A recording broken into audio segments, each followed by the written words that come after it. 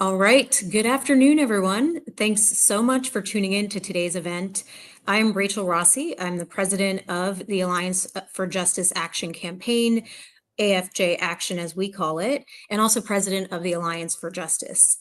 AFJ Action is pleased to host this virtual event as part of our critical mission to fight for judges who will protect the rights of all of us, not just the wealthy and the powerful. Today's conversation is part of our ongoing series, Gavel In. This series features leading experts, activists, authors, scholars, judges, and attorneys discussing current political and social justice issues. And in just a few weeks, we will be celebrating 60 years since the Voting Rights Act was signed into law, with the promise of securing the right to vote for all. And yet today, we are still fighting to realize that promise. So this afternoon, we have a treat because we will be discussing these critical issues as we talk about the 2030 census, the role that state courts can play as a backstop against unfair and uncompetitive redistricting maps, and how all of this impacts voting rights. State courts have an outsized impact on interpreting state constitutions and defining our constitutional rights. We know that state courts hear 95% of all cases filed in the United States. And following the US Supreme Court decision, Rucho versus Common Cause, which held that federal courts cannot hear partisan gerrymandering claims, we know that voting rights are no exception. State Supreme Courts from Wisconsin to South Carolina determine voters' representation and access to the ballot. So today we have three amazing speakers joining us to dive into these issues for Gavel In, state courts, and the fight for fair democracy. First, we are honored to be joined by Sophia Lynn Lakin. Sophia is the director of the ACLU's Voting Rights Project, where she directs and supervises the ACLU's voting rights litigation strategy nationwide. Sophia has an active docket protecting voting rights and combating voter suppression and discriminatory redistricting plans across the country. And she has led or worked on successful challenges to discriminatory voting laws in many states, including Georgia, Indiana, Kansas, Louisiana, Missouri, North Carolina, Pennsylvania, Tennessee, Texas, and Virginia. So thank you for joining us and bringing your expertise today, Sophia. We're also pleased to be joined by Kadida Kenner. Kadida is the founding CEO of both the New Pennsylvania Project Education Fund and the New Pennsylvania Project. Kadida, along with the great staff of NPP, work to expand Pennsylvania's electorate so that it reflects the Commonwealth's demographically changing population. Kadida also co-chairs Why Courts Matter Pennsylvania, which is dedicated to safeguarding state and federal courts and educating the electorate about their crucial role. Her expertise is going to be a great addition to our panel today. Kadida, thank you for being with us. And last but certainly not least, joining our discussion today is Attorney General Eric Holder, who served as the 82nd Attorney General of the United States in the Obama administration from February 2009 to April of 2015. Attorney General Holder was also the first African American in history to hold that office. Currently, A.G. Holder serves as chairman of the National Democratic Redistricting Committee.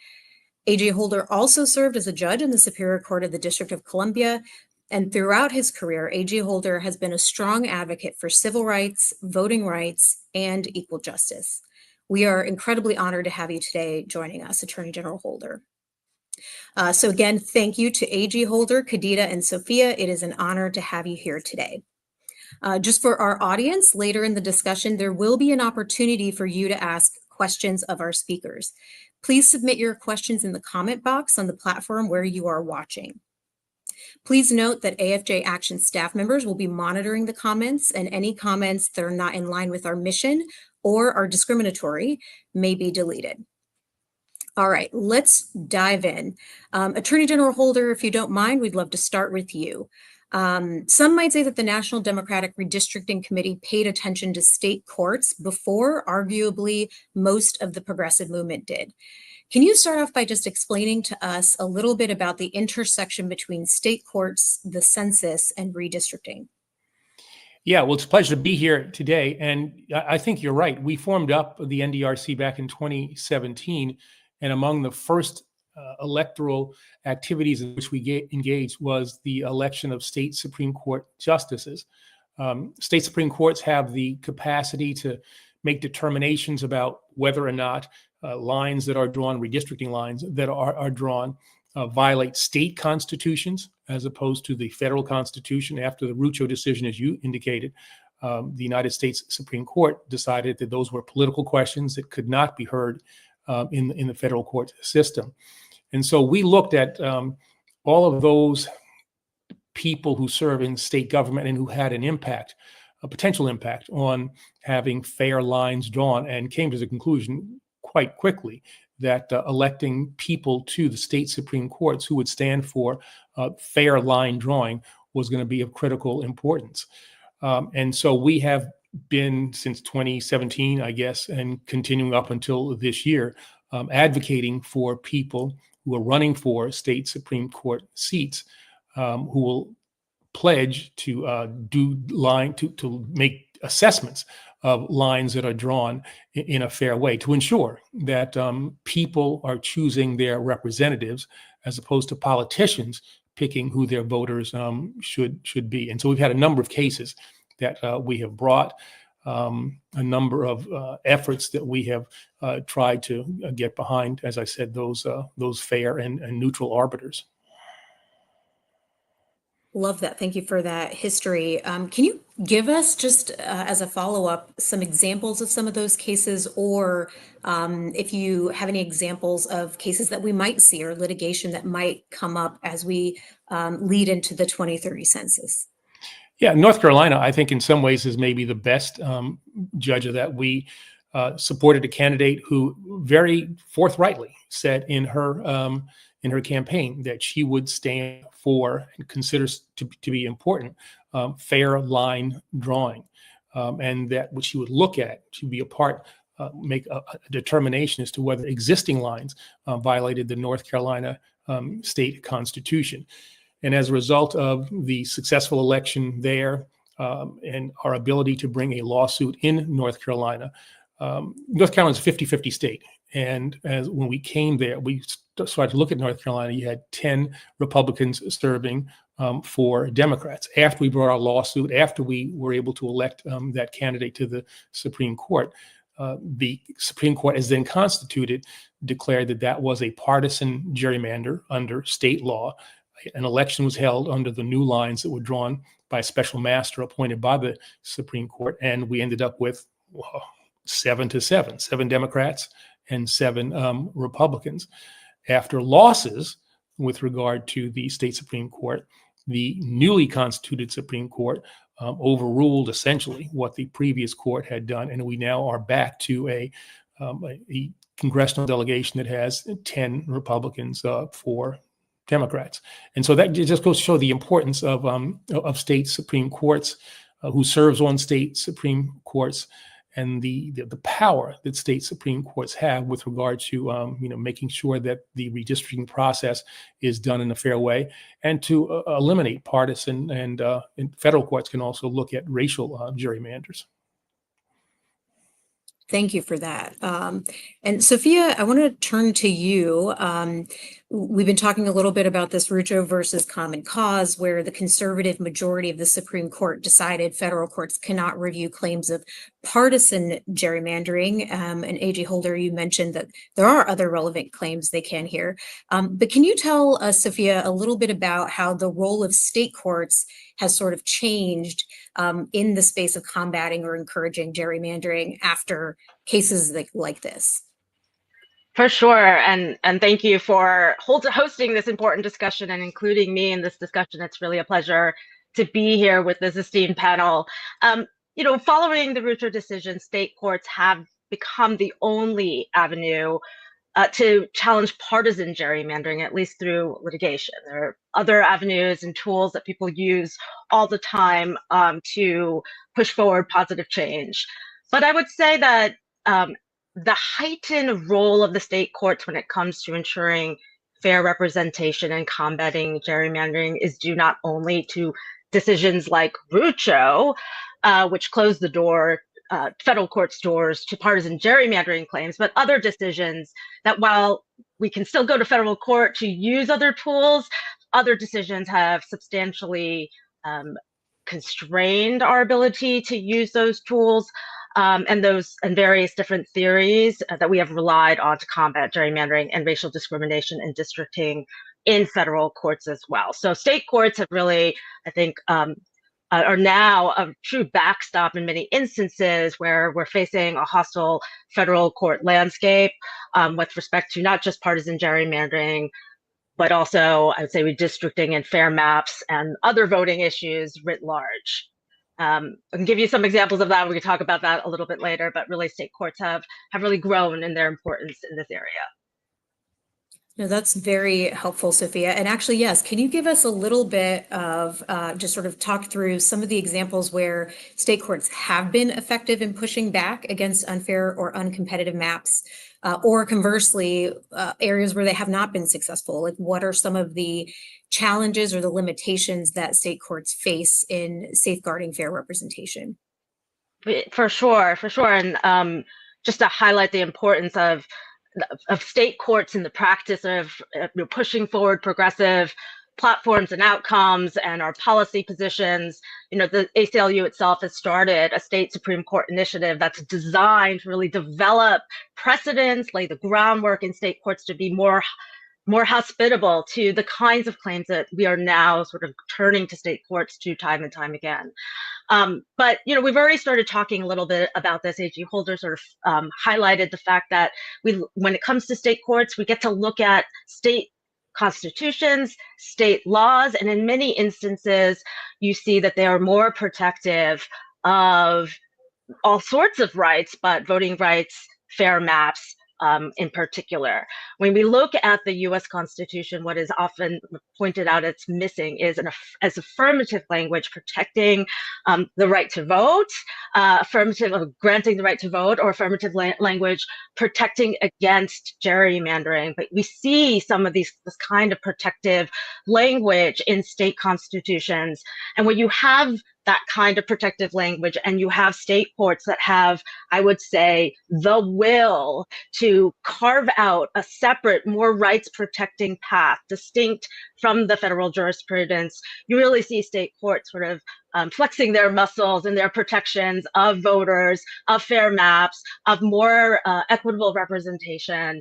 And you are getting situations like in Pennsylvania, in Alaska, in Maryland, where you have courts successfully relying on these stronger provisions and also having the ability to put in place a remedy, an effective new map that voters are going to vote under. And that is something that's extraordinarily important with respect to ensuring that state courts are really successful in the full endeavor, not just saying, yes, that map you drew was in fact unfair, violates our state constitution, but let's get you voters an actual remedy and see that in place. So on the flip side, places where we're seeing more challenges when it comes to state courts, I say the first thing I should say is, state courts are going to be limited to the states that you're in. So one of the reasons we as litigators like to be in federal court sometimes is that you can get broader pronouncements that can apply outside of the specific area that you're litigating in. When it comes to state courts, we're talking about jurisdiction by jurisdiction. So you're going to have to go state by state, look at the constitutional provisions in each state and understand the doctrines and state law and all of these state by state. So that's a limitation that is just baked in. Baked in is a positive thing as well, but it does change the nature of the game a little bit. Where we're seeing some difficulties are where state courts are interpreting or seeing their state law, their state constitutions similar to the federal protections or lack thereof, right? So they're saying, likewise, there's no difference between what we have here in our state and what the U.S. Constitution provides. So we ourselves cannot listen, we cannot entertain these particular claims. They are political questions, as A.G. Holder sort of pointed out. So there are those limitations where courts aren't seeing a path to more protections. There's also this issue of remedy that I've talked about, or the ability for state courts to enforce their rulings. We've seen, unfortunately, time and time again in a place like Ohio, where the map drawers were constantly, time and time again, just expressing defiance of a court ruling saying that the map that was enacted was in fact a partisan gerrymandering. And essentially they were able to delay things so much that ultimately the state court changed composition, and the challengers of the maps, and the ACLU was a part of some of this litigation, ultimately dismissed the lawsuit, and the maps never saw a fairer iteration despite the ruling from the Supreme Court. And so that raises the issue of the composition of these state courts, which, unlike federal courts, can vary with higher frequency, with state court judgeships in many states actually elected offices. And we'll talk about that, I'm sure. So a change in the composition of the court can really result in a dramatic change in approach. And we saw that in some of the examples that AG Holder already discussed, where you're seeing not just a change in approach, but a complete reversal of a decision, of a ruling, and of the ability to even consider these types of claims. So really see a range of things, some very, very positive outcomes, even in places, I would say, where a court did not necessarily strike down a map as violating state constitution or state law.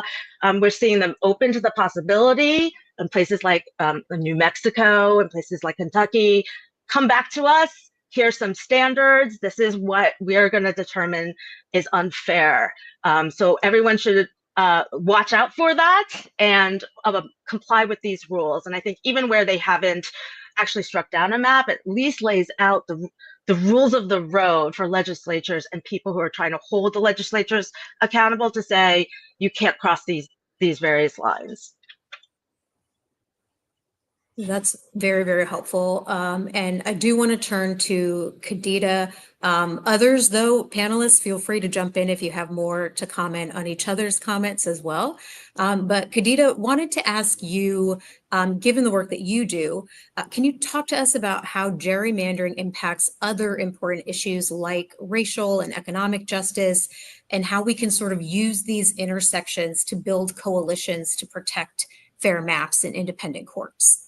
Sure. Thank you for having me today. Very delighted to be on this panel and joining you today from the birthplace of American democracy. I actually live in Valley Forge, so a lot of history here where I am. Grateful to be here. Gerrymandering is absolutely impacting Pennsylvanians. It has impacted Pennsylvanians and others across the country. So happy to be able to say that Pennsylvania Supreme Court, in a 2018 ruling, ungerrymandered our maps here, and that led to a lot of disdain, obviously, amongst folks who weren't appreciative of the way in which our maps were changed. And I'll say factually, our gerrymandered map of 2011 led to, in 2018, having 18 Congress folks representing us. 13 of those were Republicans and 5 were Democrats. And after the decision by the Pennsylvania Supreme Court, that map changed to 9 and 9, which many would argue is what Pennsylvania looks like more. So as it relates to the gerrymandering and how that can impact racial disparities, or how it can impact rights and freedoms, I think about all of the issues. And so if we're talking about affordability of housing, student loan debt, if we're talking about the freedom to vote itself, all of these things are impacted by a gerrymandered map if you cannot have a representative democracy. So if you don't have folks representing you where you live that are concerned about the issues that you're concerned about, you're going to have disparities in these issues. And as we're coming off of the celebration or maybe commemoration of John Lewis's passing of 5 years ago, who said to us, the vote is sacred. If you are gerrymandered, your vote is no longer being held in the same regard as those who have a better freedom to vote here in the Commonwealth and across the country. And so as long as we have some hope, there has to come along with that the freedom to actually vote.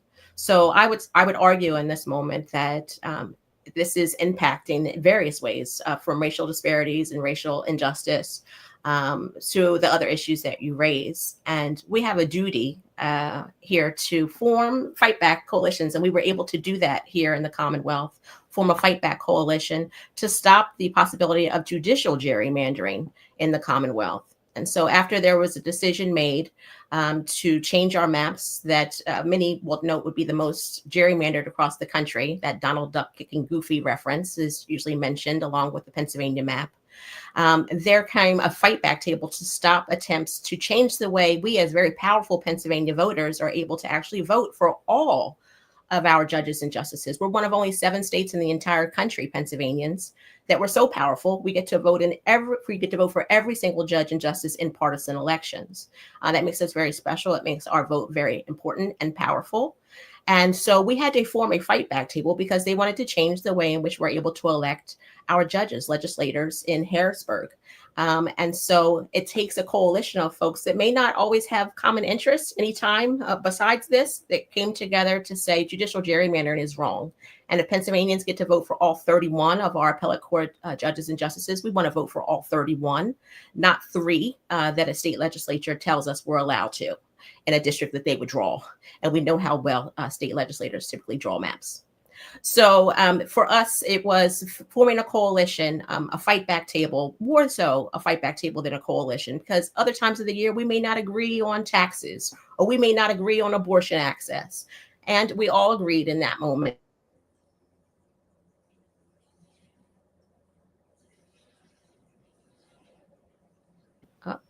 All coming together to ensure that we were pushing back on anything that was going to be problematic in our freedom to vote here in the Commonwealth. So so there's an intersection in all things. And as an advocate and as an activist, whatever room I'm in, if I'm in a room with an organization that's about immigrant rights, or if I'm in a room with folks who are about access to abortion, we have to always talk about putting the courts on top, right? So you may care about those issues, but you must also care about the courts, because the courts will be the final arbiter of things that are going to impact the issues that you care about. And so if I'm going to follow along Beyonce, it's, love on top, it's the courts on top. And we got to put the courts on top with the other issues we care about. Yeah, I mean, one thing I'd say, just kind of level set here, we need to understand the negative impact of gerrymandering on our democracy. I mean, if you're in a gerrymandered district, whether you're a congressman or a state legislator, you don't care about a general election. The only thing you're really worried about is a primary challenge to you. And that drives people on the right further and further to the right. And to be fair, it drives people on the left further and further to the left. And it increases polarization. You want to make sure that you don't have a primary challenger. And so therefore, you will take positions that appeal to your base. Reaching across the aisle and working with people on the other side of the aisle is seen as a sign of weakness and invites a primary challenger. And therefore, in state legislatures and in Congress, little or nothing gets done because everybody's, again, concerned about a primary challenge. And so the importance of state courts as the place to look at partisan gerrymanders and say that they violate the state constitution, that they violate state law, is really, really, really, really critical. And that's why a focus on state courts, I think, is so vitally important at this time. I love that. And I think each of you in your own ways have been working to sort of elevate and allow the public to better understand why the courts matter in this space. I know, Kadida, you chair Why Courts Matter. Can you talk a little bit more about why the public doesn't always understand why courts matter when it comes to the right to vote and to partisan gerrymandering? And can you talk about what can we do? What can advocates do? What can the public do to start to build more public awareness about the importance of state courts and the crucial role that they play? Yeah, let's be honest, this topic isn't the sexiest that exists. And so it is. We try to make it sexy there. But I'll say that, it is difficult to come with this topic in many rooms because it's not something that we're all fully aware of. I'll say that civic education is not as extensive as it used to be in our schools. And so folks are really lacking the opportunity to fully understand federalism, right? The separation of federal courts versus state courts. And currently in this moment, when folks may have an issue with what the United States Supreme Court is doing, we need to ensure they understand that that courtroom is completely separate than what's happening here in Pennsylvania and the Pennsylvania Supreme Court. So for us, it's really about providing that civic education that is missing and on a level that people understand. I think my superpower as an organizer is that I can communicate very complicated issues as it relates to how judges get elected or what's happening on the federal courts in a way in which people understand. And typically it is a 6th grade level. That you're fully going to get, that you need to be able to use in order to get people to fully understand. And I think that that's very important. The other thing I'd mention is that there's a negative connotation with courts. And so in particular communities in which we center, Black, Indigenous, and other folks of color, there tends to be a negative connotation with courts. And we think about the criminal courts, and we don't so much think about the appellate courts that are protecting our voting rights or our freedom to vote and our access to abortion, et cetera. And so it's making sure that the electorate understands that there's a difference between the state and federal courts, and also that there are courts that are making decisions about our lives that are important and helpful and not always a hurt piece for people who think about the courts as punitive mostly. That's been very helpful for us as an organization to communicate why the courts matter. It's also to make sure that all of the organizations that we partner with in this work are doing that thing, which is talking about the courts at the same time they're talking about the issues that they advocate for, because there is a connection. There's that connection between what we are advocating for and how the courts will make a final determination about them.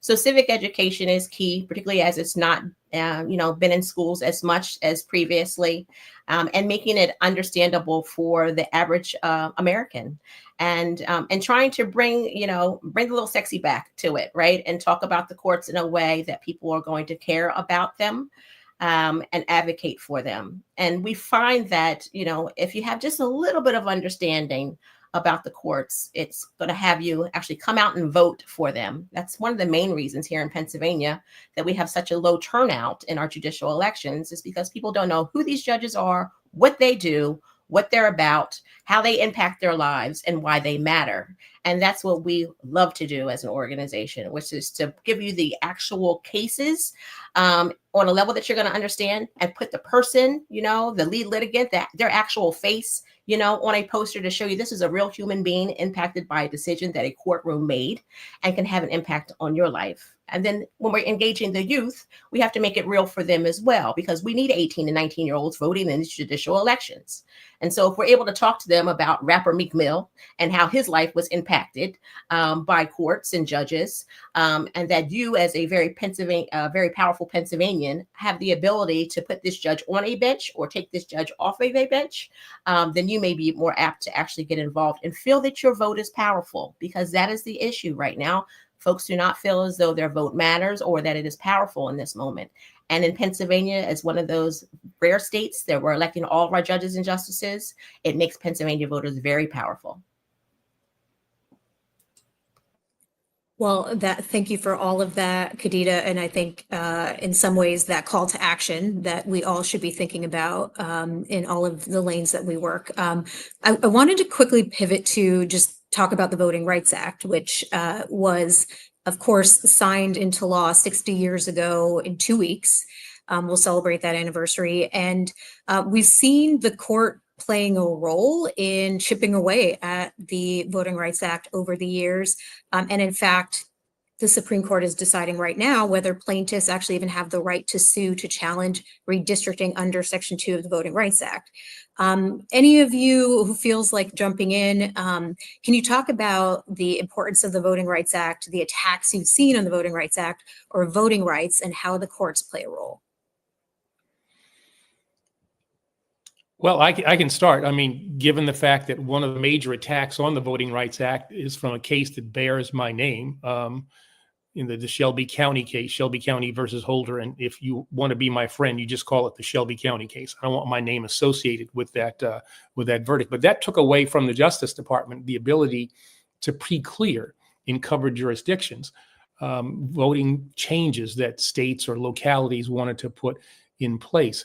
And as a result of that decision, you saw the Justice Department did not have as many tools as it had before. And you saw states come in and do a whole variety of things, everything from gerrymandering to making it more difficult for people to vote, closing voting places, a whole range of things.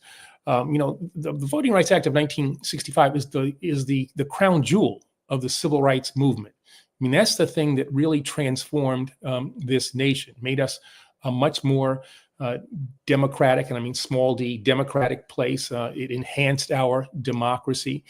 You saw the number of representatives of color, African Americans especially in the South, rose dramatically after the passage of the Voting Rights Act, and the whole range of reforms that have come from the Voting Rights Act up to present day has been really transformative with regard to this nation. Now, the act has been under attack from the day it was passed, and they've been trying to chip away at what is going on, or the kinds of things that the act has the capacity to do. And you're right, there are cases that are going to be heard by the Supreme Court with regard to the continuing vitality of Section 2 of the Voting Rights Act, one of the few remaining tools that the Justice Department has, or that in private litigants have as well. Though even there is a case out of the appellate court to say, well, private litigants can't bring Section 2 claims. Only the United States government can. Only the Justice Department can. This was found, I don't know, in the last, like 18 months. I'm not sure where that doctrine came from. But the Voting Rights Act is, it's been 60 years of progress, but it's 60 years of progress that is at great risk.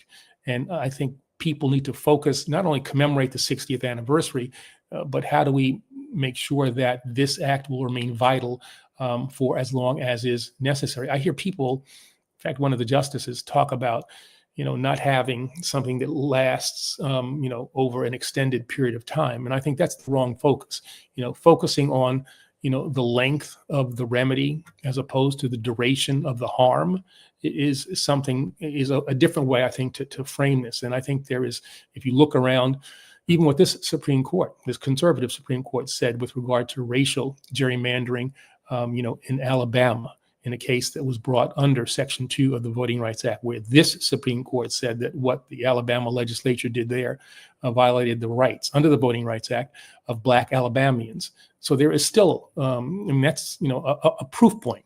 This is over the course of the last 18 months or so. That's a proof point that there's still a continuing need for the genius and the efficacy of the Voting Rights Act of 1965. So I'll just add, I think in the famous dissent from the Shelby County decision, the late Justice Ginsburg said, throwing out the preclearance formulas, this particular provision of the Voting Rights Act that really held things together, say, and prevented new bad things from happening, at least in certain states and certain jurisdictions in this country, was like throwing, was like closing your umbrella in a rainstorm, right? And the reason why we're seeing progress is because of these particular, because of the Voting Rights Act, and because it is working, not because magically racial discrimination has disappeared from this country and disappeared from redistricting, has disappeared from voting restrictions and the like. And unfortunately, we are seeing that tenor kind of continue to live in the attacks on the Voting Rights Act, including even in the Milligan decision itself that AG Holder's referenced here out of Alabama, where the court said, yes, there's continuing discrimination here. There's a Voting Rights Act violation under a different particular provision that remains alive today. But in a concurrence, one of the justices said, well, maybe its time has come, that we shouldn't be thinking about, voting in this sort of race conscious way. And of course, we're seeing those types of arguments kind of pulling from that concurrence up here in our litigation throughout the country under the Voting Rights Act. So that's just one of the challenges, one of the kinds of challenges we're seeing sort of pop up from asides that Supreme Court justices have said in various concurrences. Another one, of course, is this issue that we've talked about, this private right of action issue, whether or not private parties can bring whether voters themselves who are directly impacted by racial gerrymandering can go to court and vindicate their rights under the Voting Rights Act. that was brought to life by a concurrence in a former decision by justices saying, you know, we're not really sure whether or not that was ever decided. And a judge in Arkansas, in a case that the ACLU was a part of, picked up on this thread and actually said, hey, you know, I think only the DOJ really can be the one to enforce. And that has since picked up steam. And now we're in a place where in the entire Eighth Circuit, private parties cannot enforce the Voting Rights Act. And that's just wild. It's a completely radical idea. Private litigants have been the engine of enforcement of the Voting Rights Act and of all its particular provisions. If you look at the sheer number of cases that private litigants have been able to bring, the sheer number of cases that private litigants on their own, without DOJ at part of those litigations, those remedies they've been able to put in place, the number of voters who have been positively impacted and by those decisions, it's really private litigants who have been that engine. Without the hundreds and hundreds of cases that private litigants have been bringing, we're really seeing a very, very different world when it comes to whether or not voters in this country are going to be protected against racial discrimination. So it's a really big question and issue that is making its way up and already exists as a problem within the seven states, I don't want to get that wrong, in the Eighth Circuit. But, you know, this question of whether or not the Voting Rights Act has outlived its usefulness in this day and age, that's an ongoing one, whether it remains constitutional. This issue of whether or not, when we are seeing what looks like racial discrimination in voting, you can wash that all away by saying, actually, this is just about politics. This is just us being partisans, and that's what people do in politics. It's not really about race. So this is not a problem either. That's another argument that we're seeing being pressed really hard right now and making it very difficult when combined with the fact that the Supreme Court in the Rucho decision said, we can't listen to these political claims. That's not a question for us. So you see them kind of coming together. The tools that we use to combat racial discrimination getting pushed into the realm of partisan politics that the court says it doesn't have any fingers to touch. And that makes, again, so back to the reason we're here, to talk about state courts and why state courts themselves really are serving as a backstop in this world where I think the federal courts are starting to wash their hands of some of what their role should be in terms of ensuring that there's accountability and fairness and equality when it comes to political representation in this country. And I'd jump in here and add that state courts, particularly here in Pennsylvania, as the world watched Pennsylvania in 2020 for our outcome, it was the Pennsylvania state courts that declared that our provisional ballot should count, that vote by mail ballot should count, that people who are casting provisional ballots because they didn't receive a vote by mail ballot in time and they went to their polling location and did exactly what they're instructed to do, which is ask for a provisional ballot and vote that ballot, but only to find out that their ballot was being contested by third parties. And so it's the courts that determined here in Pennsylvania that these ballots should count. And folks in Delaware County, like Kiera and others, lead litigants in these cases, had their vote counted. And if we're talking about, what can courts do and the tax of the VRA, we're not part of the preclearance here in Pennsylvania. So we don't have that. I lovingly refer to Pennsylvania as the most northern southern state. We probably need a preclearance here at some point. And at the same time, it's very important to recognize that states need to start passing their own voting rights acts to protect us at the state level. And when I look at it here, I'm holding up our Constitution here, Pennsylvania Constitution, much thicker and bigger than the United States, very thin. And there's a lot that can be done in our state courts and around our states' constitutions to protect our voting rights here in the Commonwealth and other states. This is such great conversation, and I feel like it could go on for another hour, but I definitely want to pivot to some of our audience questions, and then we'll save time for each of you to have the last word at the end. So a couple of questions from our audience, and anyone feel free to jump in. Is it legal for Texas to conduct redistricting at this time? Is that common for a state to do? Have courts ruled on this before? Yeah, I mean, it is technically legal. There's not a prohibition in the state constitution or state laws in Texas for the legislature there to engage in something that I would consider to be undemocratic, immoral. So it is legal. The process of redistricting mid-cycle is legal. Now, what the results of that redistricting are could be illegal. We have a lawsuit that is pending already. There is a lawsuit pending already against the map that was drawn by the legislature after the 2020 census. And I suspect that this new map will be even more egregious, will violate even more provisions of the relevant statutes, if in fact they do this. But the process itself is not prohibited by Texas state law. And it's interesting, Ohio is going through a redistricting as well, and that's actually mandated by the Ohio by statutes by the Ohio Supreme Court as amended.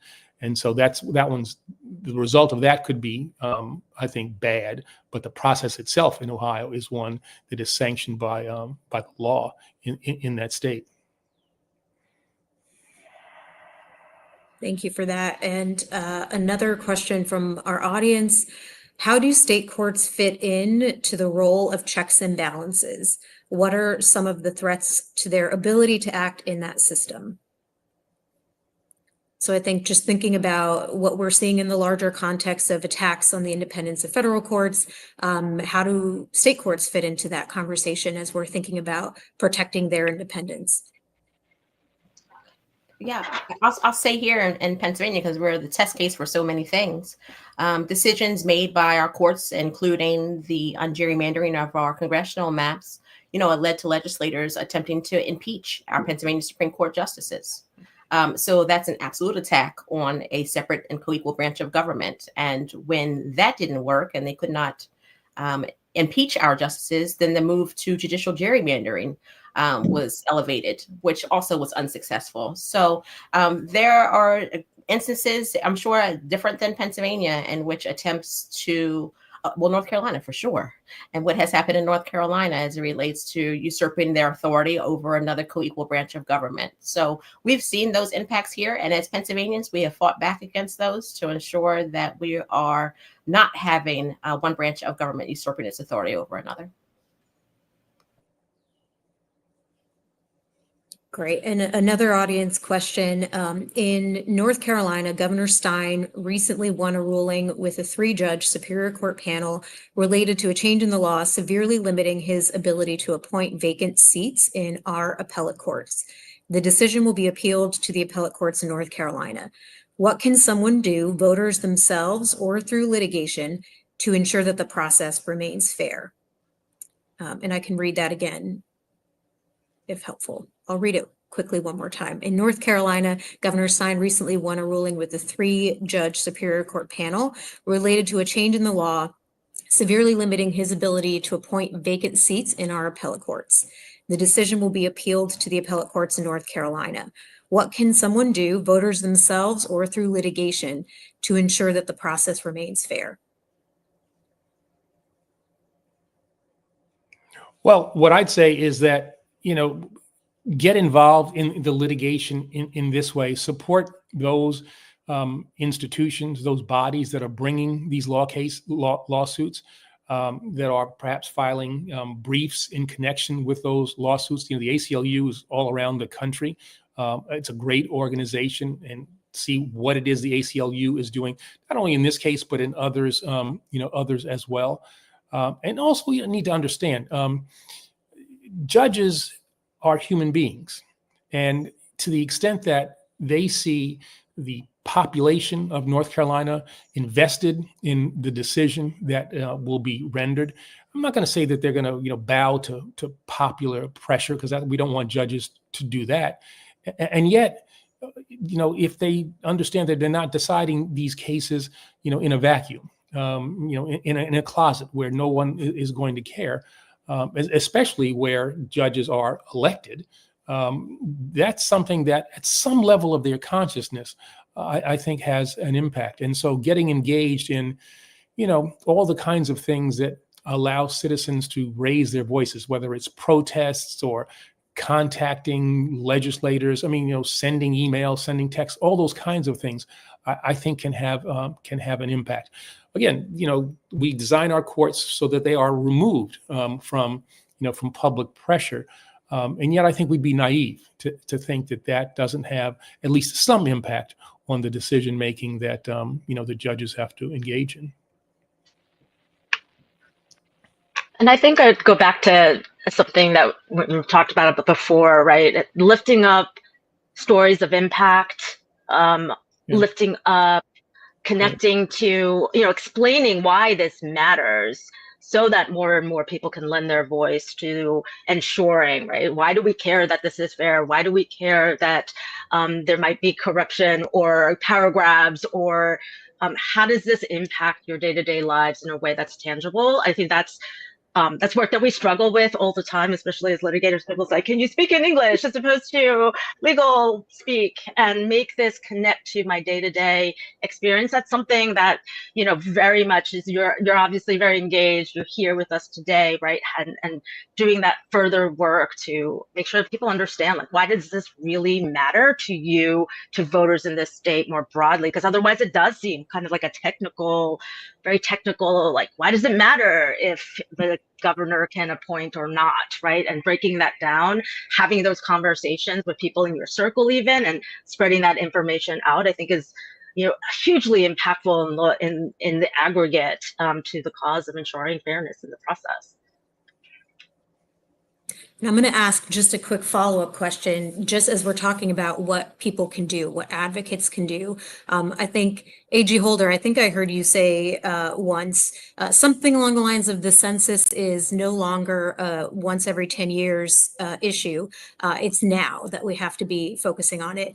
So as we looked forward toward the 2030 census, can you talk about what are the challenges we're seeing when we're looking at the redistricting process that will result, and what can local advocates be doing now in advance of the 2030 census to make sure that they're fighting for fair representation? Well, I think people need to first understand how important the census is. The census is the basis for the redistricting that is done at the state and federal levels.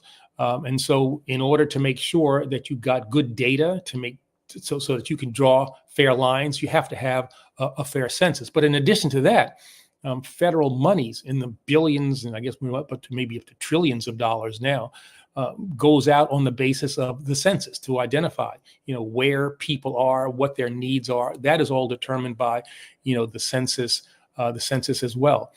One of the big challenges that we're expect to see, and we saw before, and I guess in the last decade, in the census that we had, I guess about 5 years or so ago, is who gets counted. And there has been a movement to say that we're only going to count American citizens. And that's inconsistent with the plain language of the Constitution, inconsistent with the way in which the census has always been conducted.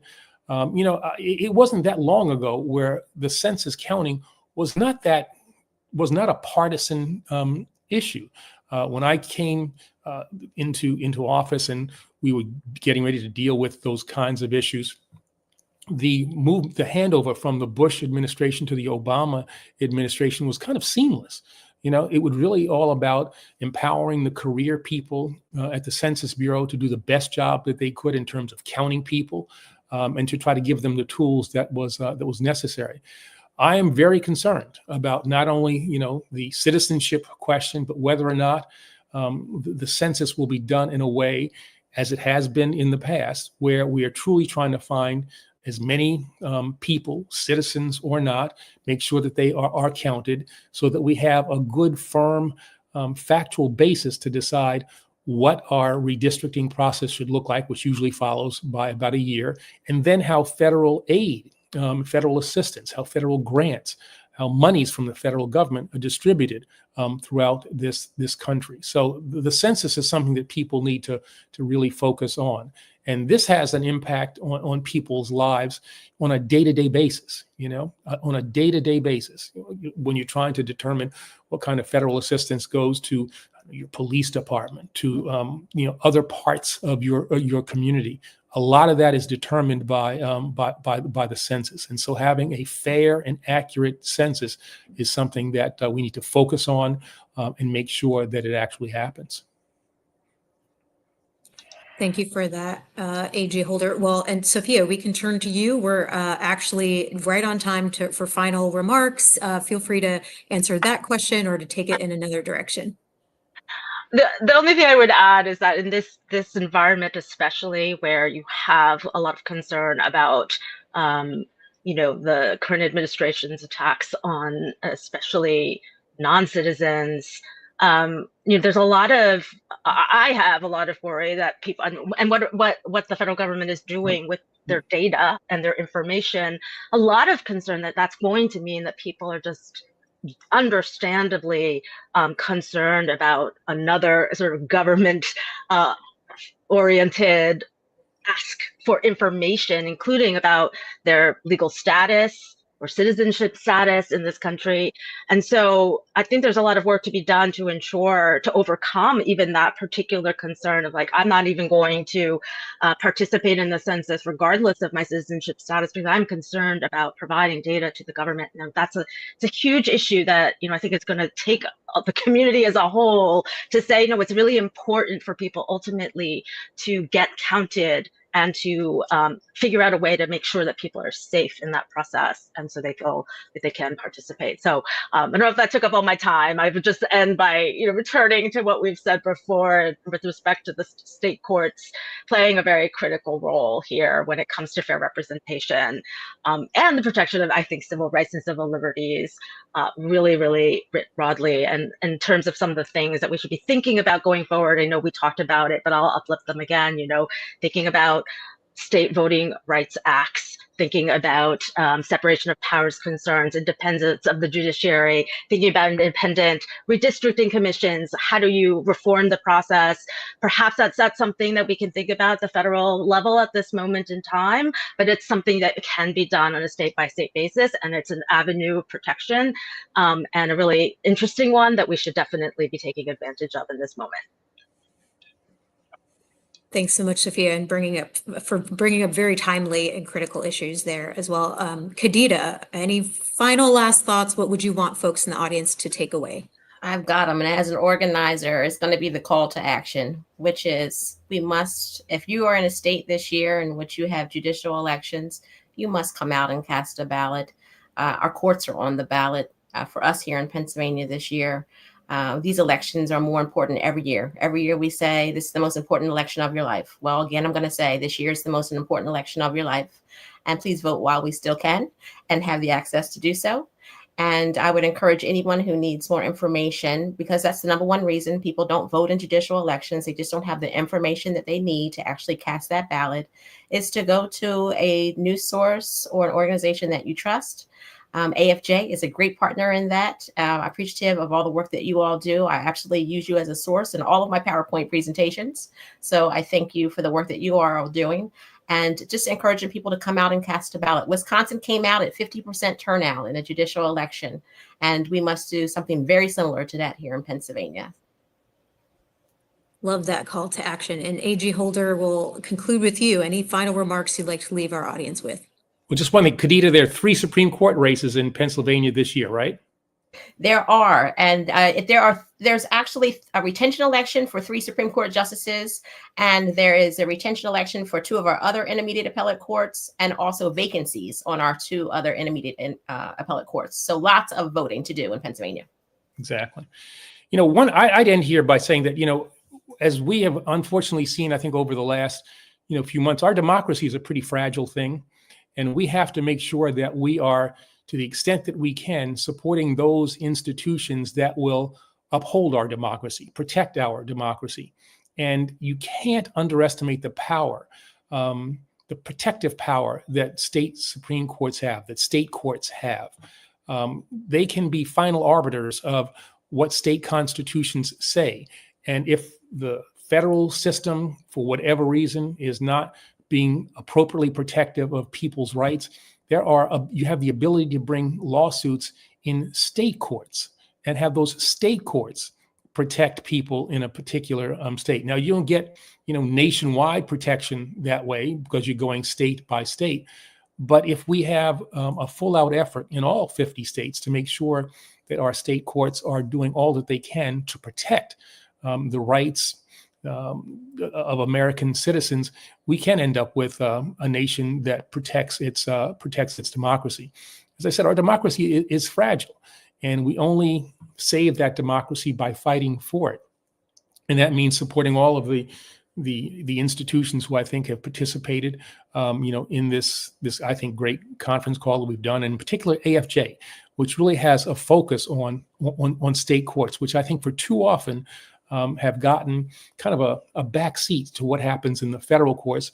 But as we said at the very beginning, we realized quite early on at the NDRC that one of the ways in which we could protect our democracy, ensure that we had fair redistricting, protect voting rights, was to focus on the state courts. And so I think that we need to become conversant with the power of our state courts and then participate in the process that leads to the appointment or the election of good judges at the state court system. But do not underestimate the power that state courts have and the ability of state courts to protect our democracy and to ensure that our nation is more fair and more just. Thank you for that, AJ Holder, and thank you to all of our panelists today. I want to thank you for your time, for your expertise, and for the work that you're doing to fight for our democracy in this moment. It's an honor to be fighting alongside you. I just will encourage all of our viewers to take a look at the websites for all of our speakers and the organizations that they are leaders with to see ways you can get involved and plug in. We also hope that you will follow AFJ Action on social media and stay up to date on future events like these. We have our annual Supreme Court term preview holding court for the Alliance for Justice on Tuesday, September 9th at 6 p.m. Eastern. We'll also submit a link to register for that event if you're interested and if you live in the DMV. Thank you again for tuning in for today's very important discussion. And we hope that you all will take all of these calls to action very seriously and join this fight to protect our democracy and our state Supreme Courts. Thanks, everyone.